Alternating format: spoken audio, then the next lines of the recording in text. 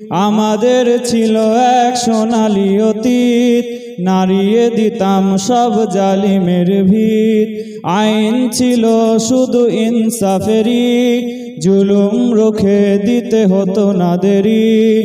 আমাদের সে অতীত হারিয়ে গেছে, মাজলুম আজ তাই কেঁদে মরে। আমাদের সে অতীত হারিয়ে গেছে, মাজলুম আজ তাই কেঁদে মরে। হারিয়েছি যা তাকে পাবো ফিরে, তুমি না জাগলে তাকে ফেরাবে কে? ইয়া শাবাব ইস্তাইকিজ, ইয়া শাবাব ইস্তাইকিজ। হে যুবক জেগে ওঠো, হে যুবক জেগে ওঠো, হে যুবক, সবাই বলেন জেগে ওঠো।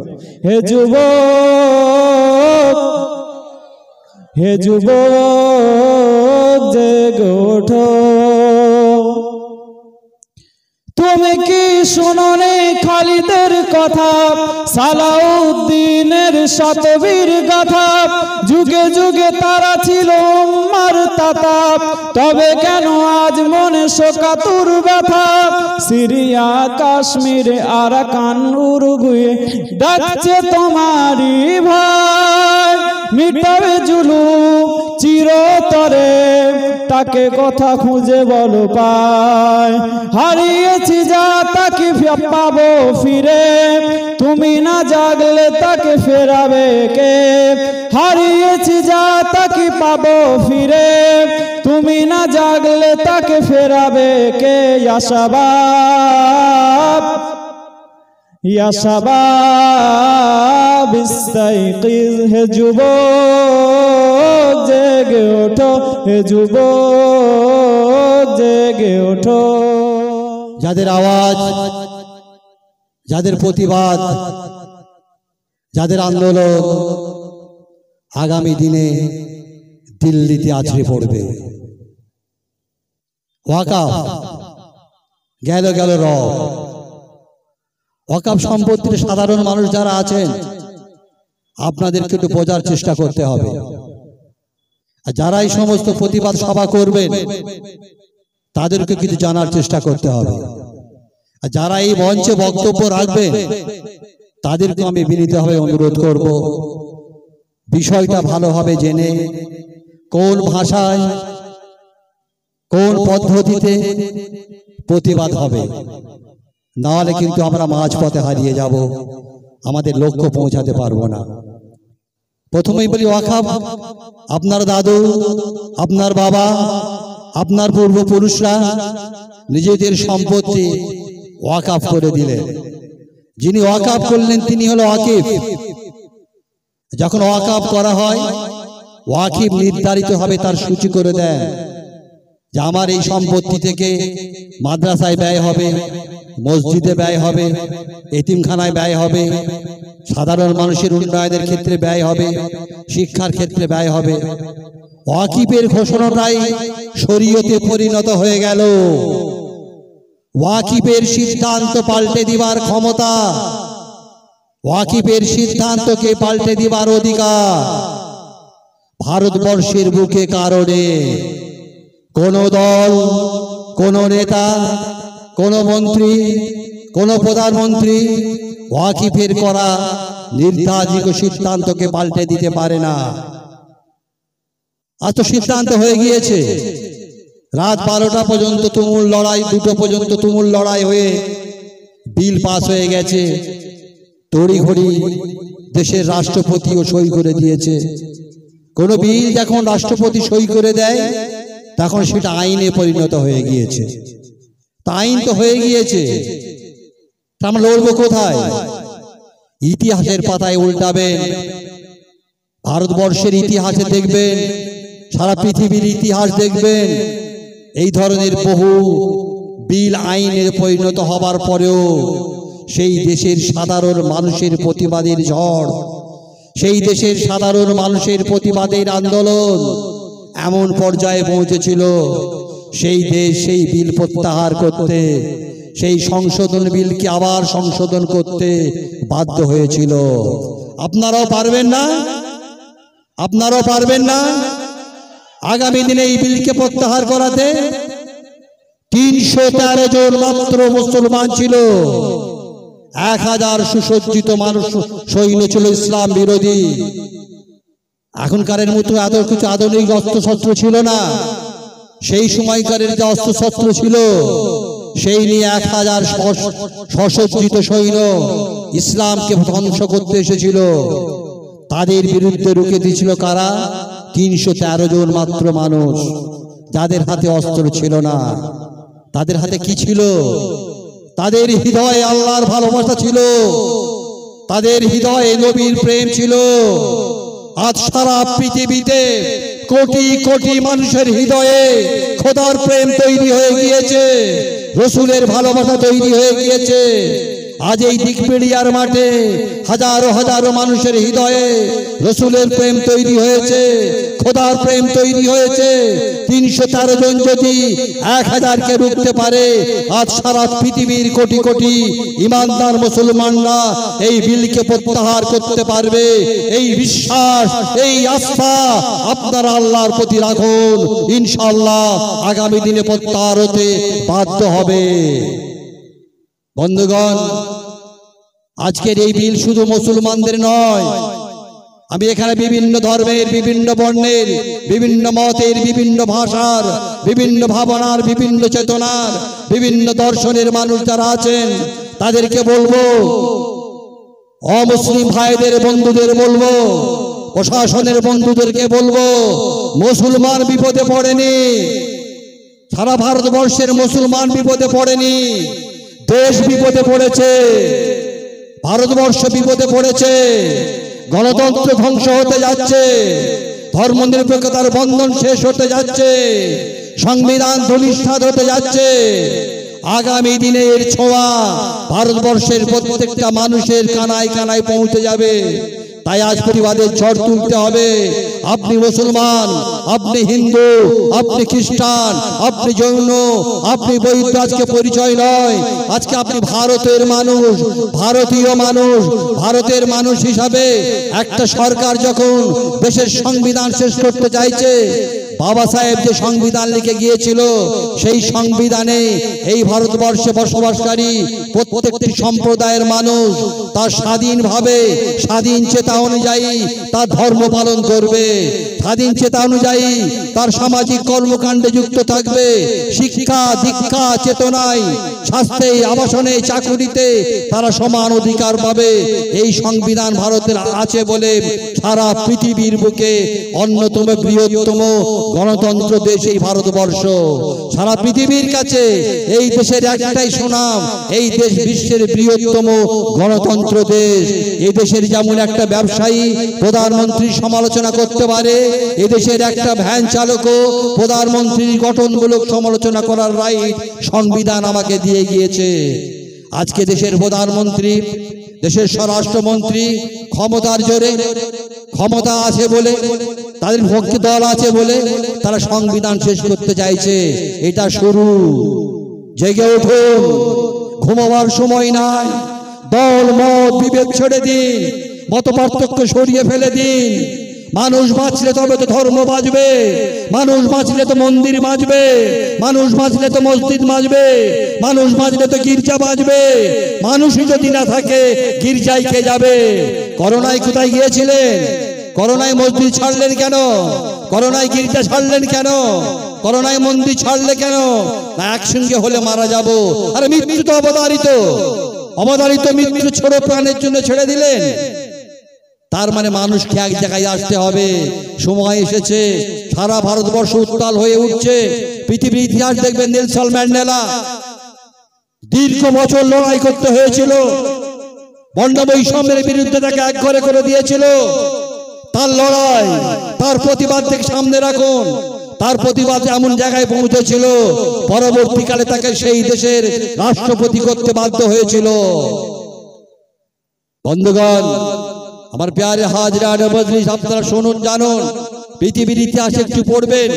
আমরা মানুষকে বোঝাতে হবে। অনেকে আমাদের মধ্যে অনেকেই বলছে আমাদের মধ্যে পোশাকে বিল তো হয়ে গেছে, আইন তো পাশ হয়ে গেছে, আর পরিবর্তন কি করে হবে? আর ইতিহাস তারা পড়ে না, ইতিহাস তারা জানে না। ইতিহাসের পাতা উল্টালে দেখবেন মানুষের থেকে বড় ক্ষমতা কিছু নেই। দেশের এসি ঘরের মধ্যে বলে সিদ্ধান্ত চেঞ্জ করে দেওয়া যায়, মানুষের থেকে বড় ক্ষমতা নেই। জনবিস্ফোরণ যখন ঘটবে বাংলাদেশে দেখলেন না, বাংলাদেশে দেখলেন না প্রধানমন্ত্রী সময় পেল না, ৪৫ মিনিট সময়ের মধ্যে তাকে দেশ ছাড়তে হলো। দেশের প্রধানমন্ত্রী কেন? মানুষ খেপে গিয়েছিল, জনগণ খেপে গিয়েছিল। ও দিল্লির সরকার, সারা ভারতবর্ষে খেপে উঠছে, শ্রীলঙ্কায় কি হলো?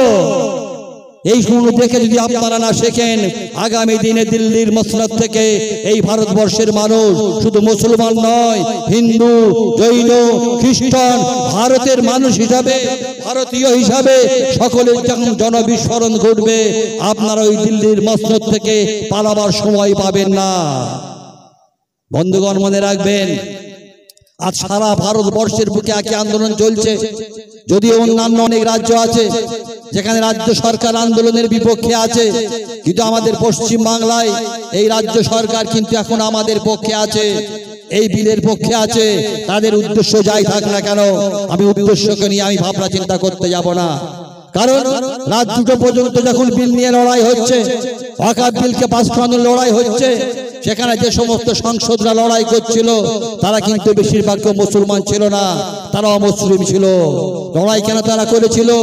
মুসলমানদের শুধু মসজিদ বাঁচানোর জন্য, মাদ্রাসা বাঁচানোর জন্য, এতিমখানার বাঁচানোর জন্য না, ভারতের সংবিধানকে বাঁচানোর জন্য, দেশের গণতন্ত্রকে বাঁচানোর জন্য।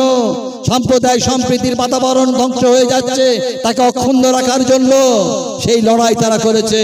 সেই লড়াই করে দেখবে এর আগে তালাকের বিল পাস হয়েছিল, সময় লাগে না, কিন্তু এই বিল পাস করতে রাত 2টো পর্যন্ত সময় নিতে হয়েছে। তার মানে তারা জানে মানুষ খেপছে, দেশ উত্তেজিত হচ্ছে, জনগণ প্রতিবাদ হচ্ছে, প্রতিবাদের ঝড় উঠছে, প্রতিরোধের আগুন জ্বলছে। আগামী দিনে এই আগুন কিন্তু ধীরে ধীরে ধীরে জ্বলতে জ্বলতে দিল্লির মসনদ পর্যন্ত পৌঁছাবে, এতে কোনো সন্দেহ নাই। আমাদের এই আন্দোলন মনে রাখবেন, দীর্ঘমেয়াদী আন্দোলন। একটা সভা করে বাড়িতে বসে গেলে হবে না, মানসিকভাবে তৈরি হন, মানসিকভাবে তৈরি হন। আমি ইনসাফের জন্য, ন্যায়ের জন্য, সত্যের জন্য, ইসলামের জন্য, শরীয়তের জন্য, মানবতার জন্য, মনুষ্যত্বের জন্য, বিধানের জন্য আমরা লড়াই করব। সে লড়াইকে আটকে দেবার ক্ষমতা পৃথিবীর ইতিহাসে কারো কখনো হয়নি, আজ হবে না। এই বিশ্বাস, এই আকীদা, এই ঈমানের জোটটা তৈরি করুন। এই লড়াই হবে দীর্ঘমেয়াদী, এই লড়াই হবে দীর্ঘ বছর ধরে, 1 মাস 2 মাস, 1 বছর 2 বছর হতে পারে। এই লড়াই যদি আমরা সেই জায়গায় পৌঁছতে পারি, একটা সময় আসবে দেখবেন ওই দিল্লিতে বসে এই সরকারি আবার এই ওয়াকফ বিলকে সংশোধনের পরে আবার সংশোধনী হচ্ছে, আবার পরিবর্তন হচ্ছে, আটকাতে কেউ পারবে না। ওয়াকফ সম্পত্তিরা জানে না, ওয়াকফ সম্পত্তি যারা দেখছে, এই ওয়াকফ সম্পত্তি শুধু মুসলমানরা দেয়, কিন্তু ওয়াকফ সম্পত্তি সবচেয়ে মুসলমানদের জন্য ব্যবহার হয় তা কিন্তু নয়। দিল্লির বুকে দেখবেন বহু ওয়াকফ সম্পত্তিতে বাজার আছে, দিল্লির বুকে মার্কেট আছে, সেই সমস্ত মার্কেটে দেখবেন বহু দোকান আছে, সেই দোকানগুলো কিন্তু বহু অমুসলিম ভাইরা কিরায়া নিয়ে, ভাড়া নিয়ে ব্যবসা করছে। আমার ইসলাম সম্প্রীতির ডাক দেয়, সৌভাগ্যের ডাক দেয়, সহনশীলতার ডাক দেয়। সেই ওয়াকফ সম্পত্তি থেকে সব সম্প্রদায়ের মানুষ কিন্তু উপকৃত হচ্ছে। আজকে দেখবেন সারা পৃথিবীর দেশ, পৃথিবীর বুকে দেখবেন ওই দেশটা সব থেকে এগিয়ে গেছে, পৃথিবীর বুকে ওই দেশটা এগিয়ে আছে যারা জ্ঞান বিজ্ঞানে এগিয়ে আছে। পৃথিবীর বড় বড় দেশের রাষ্ট্রনেতারা দেখবেন তাদের দেশের ফিনান্সিয়াল ডেভেলপমেন্টের জন্য, সোশ্যাল ডেভেলপমেন্টের জন্য, এডুকেশনাল ডেভেলপমেন্টের জন্য বিভিন্ন ধরনের পরিকল্পনা করছে, বিভিন্ন ধরনের শিল্প তৈরি করছে, কলকারখানা করছে। তাদের দেশের মাটির নিচে কোথায় পেট্রোল আছে, কোথায় গোল্ড আছে খুঁজে বেড়াচ্ছে। আর আমরা স্বাধীনতার ৭৮ বছর পরে এমন একটা সরকারকে পেয়েছি যে সরকারের নেতারা সারা দিন ধরে ভারতবর্ষের কোন মসজিদের নিচে মন্দির আছে কিনা শুধু খুঁজে বেড়াচ্ছে। এরা দেশের উন্নয়ন করবে, দেশের কোটি কোটি মানুষ বেকার হয়ে আছে, তার ধর্ম, তার বর্ণ, তার কর্ম, তার ভাবনা, তার চেতনা আমার জানার দরকার নেই। কাটলে রক্ত একই বেরোবে। ওই হিন্দু ভাইয়ের রক্তের যা রং, আপনার আমার রক্তের রং এক। রক্তের প্রয়োজন হলে ওই হিন্দু ভাইটা বলে না আমার হিন্দুর রক্ত দাও, মুসলমানের ইমাম সাহেব বলে না ইমাম সাহেবের রক্ত দাও, রক্তের শুধু গ্রুপ রাখা হয়। সেই সেই সমবস্থান সেই আমাদের মধ্যে মিলনটাকে ধ্বংস করতে চাইছে একটা সরকার। যে সরকারের কর্মসূচি হলো সংখ্যালঘু নয়, 30 কোটি ভারতবর্ষের মুসলমান আছে, যাদের বুকে ইসলাম আছে, শরীয়ত আছে, যাদের বুকে নবী মুহাম্মদের ভালোবাসা আছে, যাদের বুকে রসুলের প্রেম আছে, এই 30 কোটিকে আটকে রাখার ক্ষমতা পৃথিবীর ইতিহাসে কারো নেই। যদি আমাদের ঈমান, আমাদের আকীদা, আমাদের বিশ্বাস, আমাদের সততা, আমাদের স্বচ্ছতা, আমাদের নিষ্ঠা যদি একভাবে এগিয়ে যেতে পারি, পৃথিবীর ইতিহাসে আমাদেরকে কখনো কেউ আটকাতে পারে না, আগামী দিনও ইনশাআল্লাহ কেউ আটকাতে পারবে না। আপনারা দেখছেন সারা বাংলা জুড়ে সভা হচ্ছে, আজকে 3টে সভা। আমার ওখানে রাস্তায় খুব জ্যাম হয়ে গেল, আসতে দেরি হলো। আমি এখন পরপর 3টে সভায় অ্যাটেন্ড করব। শেষ সভা হচ্ছে সন্ধ্যার পরে হাড়োয়া ময়দানে। এই সভা করছেন আমার ইমাম সাহেব ভাইয়েরা, তারা উদ্যোগ নিয়েছেন। ইমামদের একটা গুরুত্ব আছে আজ সমাজে, আমাদের ইমামদের মুয়াজ্জিনদেরকে আপনারা গুরুত্ব দেবেন, আপনারা সম্মান দেবেন। ইক্তেদাই তো বেহাসাল ইমাম, তাকে ইক্তেদা করে নামাজ পড়ছেন। আফজালুল ইবাদাত ইবাদাতুস সালাত, সবথেকে বড় ইবাদত শ্রেষ্ঠ ইবাদত নামাজ। সেই নামাজটা যাদের পিছনে পড়ছেন তাদেরকে সম্মান দেবেন, তাদের দিকে লক্ষ্য রাখবেন, তাদেরকে গুরুত্ব দেবেন, কারণ এরা আমার সমাজের উন্নয়নের পক্ষে, সমাজের আন্দোলনের পক্ষে, সমাজকে সঠিক পথে চালানোর ক্ষেত্রে এদের একটা বিশাল ভূমিকা আছে। তাই আপনারা সকলে তাদের সঙ্গে থাকবেন। আরো এখানে বহু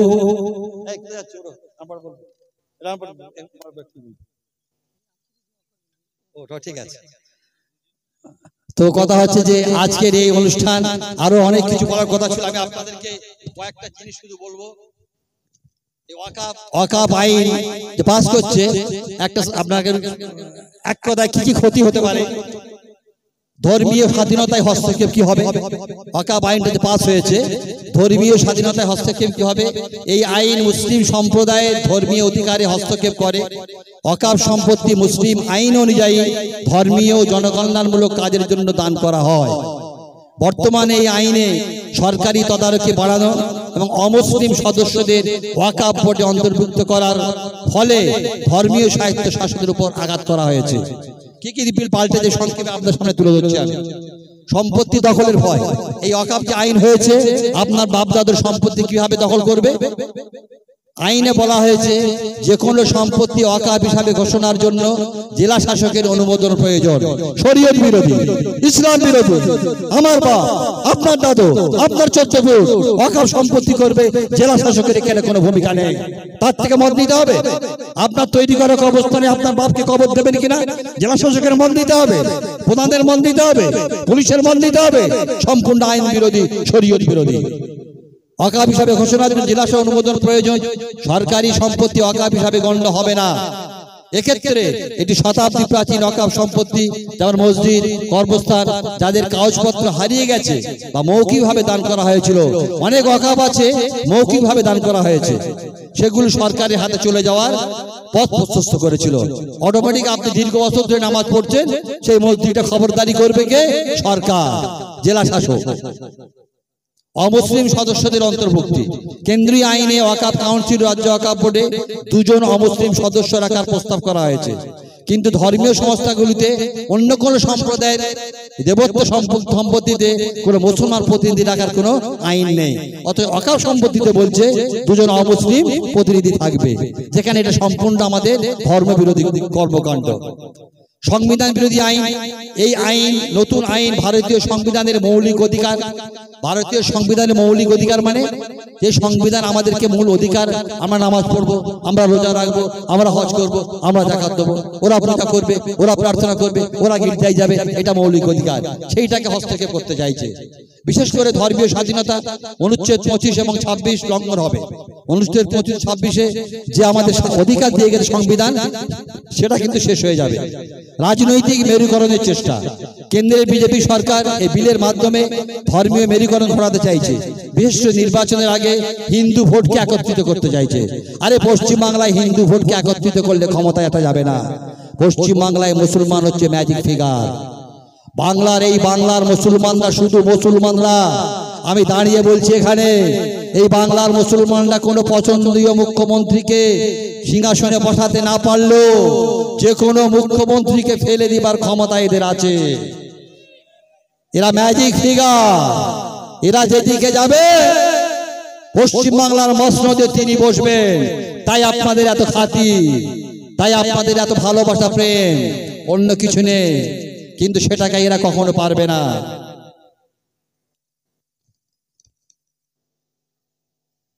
5 বছরে ইসলাম অযৌক্তিক। নতুন মিলে বলছে কোন মুসলমান যদি তার সম্পত্তি ওয়াকফ করতে চায় তাকে 5 বছর ধরে মুসলমানকে প্রমাণ দিতে হবে। তুমি কে? তোমায় প্রমাণ দিতে হবে আমি মুসলমান কিনা, আমার বাপ মুসলমান কিনা, দাদা মুসলমান কিনা, আমি মুসলমান হয়েছি কিনা। তুমি প্রমাণ নেবার কে? এই আইনে বলছে প্রমাণ দিতে হবে। 5 বছর তুমি সংশোধিত আইনে বলা হয়েছে ওয়াকফ ঘোষণার জন্য দাতাকে কমপক্ষে 5 বছর ধরে ইসলাম পালন করতে হবে। শুনেছেন কোনদিন কথা? কবরে গিয়ে জিজ্ঞেস করলে বলবে, বাপদাদারা বলবে 5 বছর পরে ইসলাম গ্রহণ করলে তবে তিনি ওয়াকফ সম্পত্তি দিতে পারবেন। এটা অযৌক্তিক, যেখানে অন্য ধর্মে আমার কোনো শর্ত নেই। স্বচ্ছতার নামে এই নিয়ন্ত্রণের কারসাজি বলছে না, কেন্দ্র সরকার বলছে না যে পশ্চিমবাংলার মুসলিম মহিলারা বঞ্চিত হচ্ছে, পশ্চিমবাংলার মুসলিম লোকেরা বঞ্চিত হচ্ছে। আমরা সংশোধন করলে সাধারণ মুসলমান প্রকৃতভাবে ওয়াকফ সম্পত্তিটা পাবে। এটা বলতে শুনছেন তো আপনারা? পেপার পড়ছেন তো, টিভি দেখছেন তো, নেটওয়ার্ক দেখছেন তো, সোশ্যাল মিডিয়া দেখছেন তো। এই আমার সোশ্যাল মিডিয়া বন্ধুরা, এদেরকে ধন্যবাদ জানাবেন। মেইন স্ট্রিম চট করে আসবে না, মেইন স্ট্রিম আসবে এখানে একটা বোম ফেলে দিলে আসবে, একটা বোম ফেলে দিলে এখানে চলে আসবে, মারামারি হবে, চলে আসবে। এরা এই কিন্তু সোশ্যাল মিডিয়ায় কিন্তু আমাদের খবরগুলোকে দিচ্ছে। এদেরকে আমি আন্তরিক অভিনন্দন, ধন্যবাদ জানাবো। সরকারি দাবি করছে যে বিলটি ওয়াকফ সম্পত্তির স্বচ্ছতা, দুর্নীতি দূর করার জন্য। আমাদের ওয়াকফ সম্পত্তি যত দুর্নীতি হচ্ছে এই বিলটা পরিবর্তন করলে নাকি দুর্নীতি বন্ধ হয়ে যাবে। কিন্তু এটি ওয়াকফ বোর্ডের স্বায়ত্ত শাসন কেড়ে নিয়ে সরকারের হাতে অতিরিক্ত ক্ষমতা তুলে দেবে। উদাহরণস্বরূপ সম্পত্তি ওয়াকফ কিনা তা নির্ধারণের ক্ষমতা বোর্ডের পরিবর্তে জেলা শাসকের হাতে চলে যাবে। এই সম্পত্তিটা ওয়াকফ কিনা এটা ওয়াকফ বোর্ড আর করতে পারবে না, এটা জেলা শাসক করবে। জেলা শাসক কি জানে এই সম্পর্কে? জেলা শাসক কি করে বুঝবে কোনটা ওয়াকফ কোনটা ওয়াকফ নয়? ঐতিহাসিক সম্পত্তির কাগজপত্রের সমস্যা। ভারতে ওয়াকফ সম্পত্তির মধ্যে অনেকগুলো শত শত বছরের পুরনো আছে, বহু মসজিদ আছে, বহু মাদ্রাসা আছে, বহু ঈদগাহ আছে, যেখানে কিন্তু অনেক ওয়াকফ করা নয়, মানে ওয়াকফ বোর্ডে এনরোলমেন্ট করা নয়, ওয়াকফ বোর্ডে নথিভুক্ত করা নয়, ওয়াকফ বোর্ডে নথিভুক্ত করা নয়। ভারতবর্ষে বাংলাতে বহু সম্পত্তি আছে, সেই সম্পত্তিগুলো আর ওয়াকফ থাকবে না। আপনি এই গ্রামে একটা মসজিদে নামাজ পড়ছেন, আপনার গ্রামে একটা কর্মস্থান আছে, এই কর্মস্থানটা ওয়াকফ বোর্ডে নথিভুক্ত নেই, এই মসজিদটা ওয়াকফ বোর্ডে নথিভুক্ত নেই। এই ওয়াকফের আইনে বলছে জেলা শাসক যদি বলে দেয় এই কর্মস্থানে আর কবর দেওয়া হবে না, আপনি কবর দিতে পারবেন না। জেলা শাসক যদি বলে দেয় এই কর্মস্থানে কবর দিতে হলে আপনার আমার বাপকে গোসল করিয়ে কাফন পরিয়ে জানাজার আগে জেলা শাসকের কাছে যেতে হবে, তিনি যদি মেহেরবানি করে অনুমোদন দেন তবে সেখানে কবর দিতে পারবো। মুসলমানদের উপর কি ধরনের অত্যাচার আছে দেখছেন, এটা শুরু। আগামী দিনে আরো অনেক প্ল্যান আছে। আপনি নাগরিকতা কেড়ে নেবে, দেশ থেকে ব্যান্ডিল করে গঙ্গায় ফেলে দেবে না। আপনাদেরকে দিগবেড়িয়ার মানুষকে একসঙ্গে ব্যান্ডিল করে গঙ্গায় ফেলে দেবে না, কিন্তু আপনার অধিকার কেড়ে নেবে। 2 নম্বর নাগরিক হিসাবে থাকবে। ইংরেজদের যুগে যেমন ওদেরকে ওদের দয়ায়, ওদের ভিক্ষায়, ওদের সাহায্যে বাঁচতে হয়েছিল, ঠিক তেমন ভাবে নিয়ে যাবার চেষ্টা করছে। কিন্তু পৃথিবীর ইতিহাস বলছে, ইসলামের ইতিহাস বলছে, যারা ইসলামকে ধ্বংস করতে এসেছে, যারা শরীয়তকে ধ্বংস করতে এসেছে, যারা সাম্যকে ধ্বংস করতে এসেছে, তারা নিজেরাই ধ্বংস হয়ে গিয়েছে।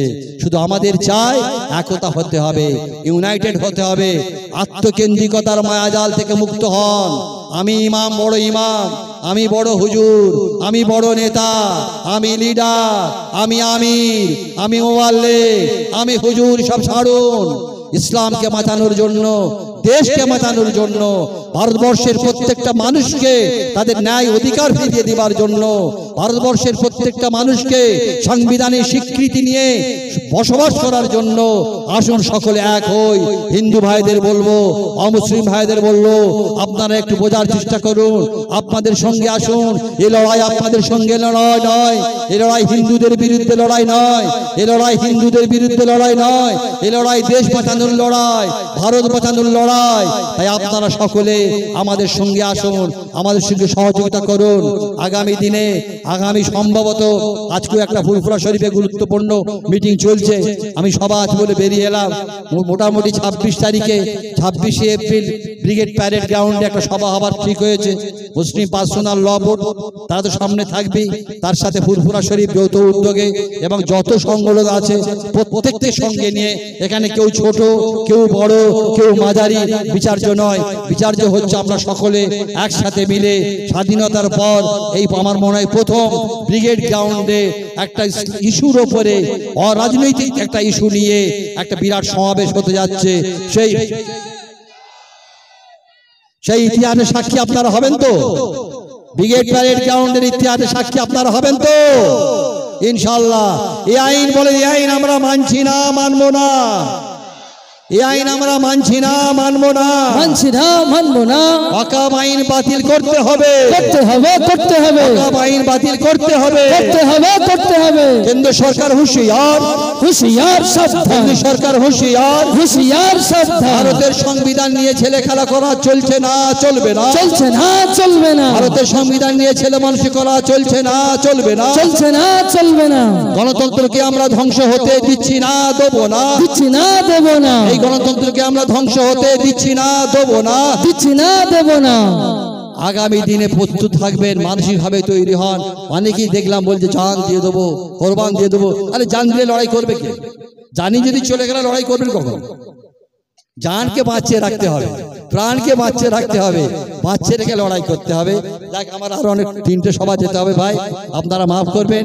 আপনারা সকলে ভালো থাকুন। ফুরফুরা শরীফের মুজাদ্দিদে জামান দাদা হুজুর রহমতুল্লাহ আলাইহি, যিনি পশ্চিম বাংলা সহ পূর্ব ভারতের যুগ সংস্কারক, দাদা হুজুরও শহীদ মিনারে দাঁড়িয়ে সেদিন বলেছিলেন, ইংরেজরা যখন দেশের আইন পাল্টে দিচ্ছিল, ইংরেজরা যখন সেই সময় বলেছিল বাল্য বিবাহ রোধ করতে হবে, দাদা হুজুর তিনি শহীদ মিনারে দাঁড়িয়ে বলেছিলেন, আমার ডান হাতে আছে কোরআন, বাম হাতে আছে হাদিস, আমার মাথায় আছে ভারতের সংবিধান, বুকে আছে শরীয়তে ইসলাম। আমি আবু বকর, এই দেশের আইন যদি শরীয়ত বিরোধী হয়, হাদিস বিরোধী হয়, কোরআন বিরোধী হয়, আমি আবু বকর তাকে কখনো মান্যতা দেব না। আপনারা তারই ভক্ত, তারই অনুগামী। আবার সময় এসেছে, দাদা হুজুর সেদিন যে লড়াই করে গিয়েছিলেন, সেই লড়াইয়ের মাঠ আবার তৈরি হয়েছে, সেই ময়দান আবার তৈরি হয়েছে। আপনারা সম্মিলিত হবে আবার কলকাতার বুকে দাঁড়িয়ে বলতে পারবেন তো যে আমাদের সংবিধানকে ধ্বংস হতে দেব না, শরীয়তকে ধ্বংস হতে দেব না, বিধানকে ধ্বংস হতে দেব না। এই প্রতিজ্ঞা নিয়ে সেদিন আপনারা হবেন, আমাদের ব্রিগেড প্যারেড গ্রাউন্ডে হাজির হবেন। একবার হাত তুলে আমাকে সাহস দেখান। ইনশাআল্লাহ আমরা আগামী, সকলে বলুন, আমার সাথে বলুন, আমরা আগামী 26 তারিখে কলকাতা ব্রিগেড প্যারেড গ্রাউন্ডে ঐতিহাসিক সমাবেশ করব। ভারতবর্ষের ইতিহাসে নতুন একটা ইতিহাস লেখা হবে, সেই ইতিহাসের সাক্ষী হবেন আপনারা। ইনশাআল্লাহ সকলে সুস্থ থাকবেন, ভালো থাকবেন, আমার জন্য দোয়া করবেন।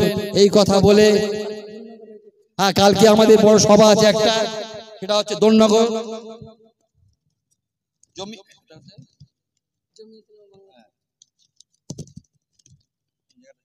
জমিয়তে উলামা বাংলার ডাকে দোলনগরে, মানে 10 নম্বর এয়ারপোর্টে 10 নম্বর গেট দোলনগরে সভাটা হবে।